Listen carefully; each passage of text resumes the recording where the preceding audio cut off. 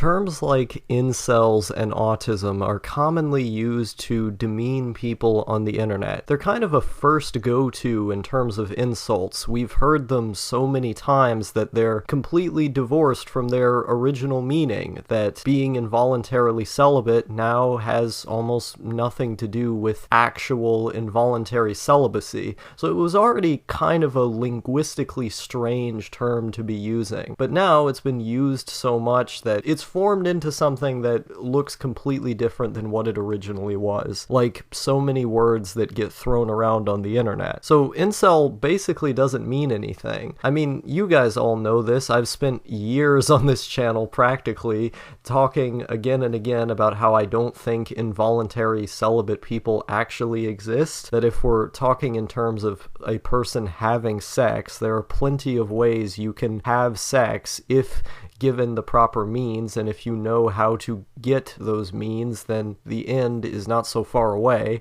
No one is truly involuntarily celibate if there is always a way to have sex. So I think the term is kind of meaningless from its inception because there's no such thing. You can get sex if you try to get sex. It's just that a lot of the people who identify with the term are not willing to do the kinds of things that you would need to do to get sex. And I'm not just talking the standard normie advice that you would normally hear. I'm talking unconventional ways of getting sex as well. With autism is obviously a medical diagnosis. It is a somewhat neurological disorder based on the recognition of certain behaviors and peculiarities. I'm certainly not an expert on it. I don't know a whole ton about autism, but it is not used the way that it is used online in the medical field. When people refer to you as autistic online, usually what they're referring to is a sort of lack of social understanding, like you're doing something that the larger group deems to be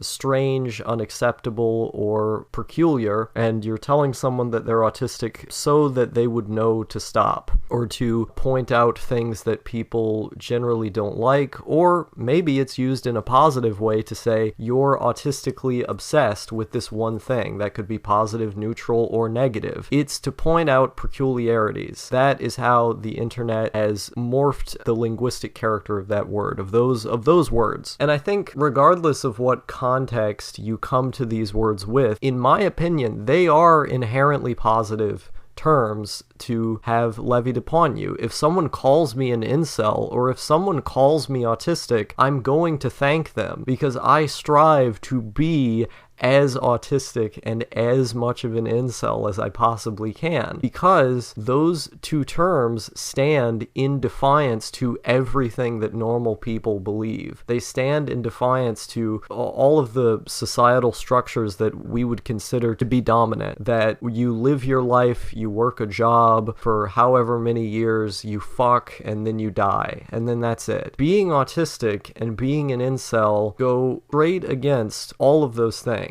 For one, autistic people actually have interests. They're, again, as I said, obsessively into these things. They have peculiarities that don't allow them to fit in properly at work or in education. Again, using the term as it's defined in the internet sense, and in the case of incels, obviously they're not having sex because it's meant to describe someone who doesn't have sex. All of these things are good things because they stand against things that I would consider bad, which is normal life. And so my goal is to be as autistic as I can, to be as different as I can from other people because I resent other people. In this way, incel is a badge of honor. It's something that if you label me that, I do not label myself that because I think the term is silly and it doesn't make any sense. But if you labeled me that, I'm happy to hear it. I want to hear more of it because at least if I'm considered an incel by society, that means that on some level I'm considered a problem, that on some level I'm considered a pariah, that on some level people do not accept me enough to have to use this term to describe me that has negative connotations ascribed to it. That is a good thing because I hate nearly everything that those normal people who do fit in represent.